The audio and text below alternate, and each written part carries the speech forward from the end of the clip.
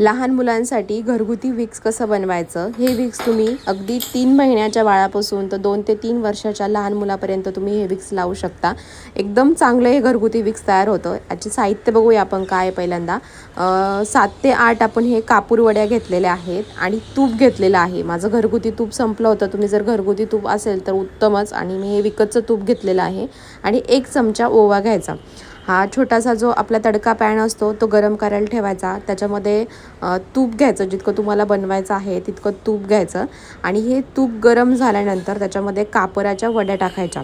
आता हे विक्स तुम्ही कोणासाठी बनवताय, अगदी छोट्या बाळासाठी बनवत असेल, म्हणजे 2-3 महिन्याचं बाळ असेल तर त्याच्यासाठी बनवत असाल तर कापराच्या वड्या हे 4 ते 5 किंवा 7 घेतल्या तरी चालतील. आणि जर तुम्ही मोठ्या बाळाला जर बनवत असाल तर 8 ते 9 अशा कापराच्या वड्या घ्यायच्या, कारण की त्याचा स्मेल हा कापूरमधूनच येतो, तेवढा स्ट्रॉंग असतो. लहान बाळाला 2 महिन्याच्या बाळाला तो सहन होत नाही. त्याच्यामुळे जर लहान बाळ असेल तर थोडाच टाकायचा. आणि त्याच्यामध्ये मग त्याच्यानंतर ह्या कापूरच्या वड्या जसा धूर निघायला लागतो, गरम होतं, मग त्याच्यामध्ये आपण ओवा टाकणार आहोत. ओवा पण हे पूर्ण मिक्स झाल्यानंतर मग ओवा टाकायचा आहे. हे स्ट्रॉंग जर तुम्हाला बनवायचं असेल तर ओवा टाकायचा आहे. आणि जर फक्त विक्सचाच वास तुम्हाला हवा असेल तर ओवा याच्यातून स्किप करायचं आहे आणि त्याच्यामध्ये थोडंसं मीठ टाकायचं आहे. आता मी मीठ का टाकलं नाही, माझ्या बाळाला तुपामध्ये मीठ टाकल्यावरती ॲलर्जी होते, मग त्याच्यामुळे मी मीठ टाकलं नाही. तुम्ही मीठ त्याच्यामध्ये टाकू शकता, त्याचा पण चांगला इफेक्ट येतो. ही अशी वाफ निघायला लागली ना, मी माझ्या बाळाला जर जास्त सर्दी झाली ना तर ही वाफ देण्याचा सुद्धा प्रयत्न करते. इतका इफेक्ट या वाफ निघायला लागल्यानंतर कळतं की ही विक्सचा वास आहे म्हणून.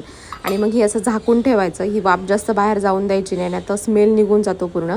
आणि मग एक चांगल्या छानशा कंटेनरमध्ये गाळून ठेवायचं. जर ओवा टाकला तर, ओवा नाही टाकला तर गाळायची पण गरज नाही. एक छोटी डबी घ्यायची, त्याच्यामध्ये ते गाळून ठेवायचं आणि सेट होण्यासाठी फ्रीजमध्ये ठेवायचं. आणि फ्रीजमध्ये सेट झाल्यानंतर मग लहान मुलांना लावायचं आहे.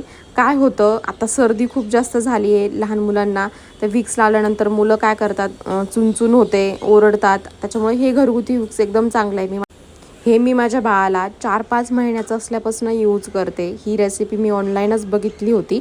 आणि जरी सर्दी झालेली नसेल तर तुम्ही आत्ता वातावरणामध्ये गारवा निर्माण झाला, दररोज 15 दिवस जर हे रेग्युलरली लावलं तर जी सर्दी होणार आहे ती होत नाही. आणि जी झालेली सर्दी आहे ती कमी होती. इतका याचा इफेक्ट आहे. उष्णता खूप निर्माण होते. आणि याच्यामध्ये जो स्मेल आहे त्याच्यामुळे बाळाचं नाक जे गच्च झालेलं आहे ते ओपन व्हायला खूप मदत होते. हे असं घरगुती विक्स नक्की करून बघा. कसा वाटला व्हिडिओ मला हे कमेंट सेक्शनमध्ये नक्की सांगा.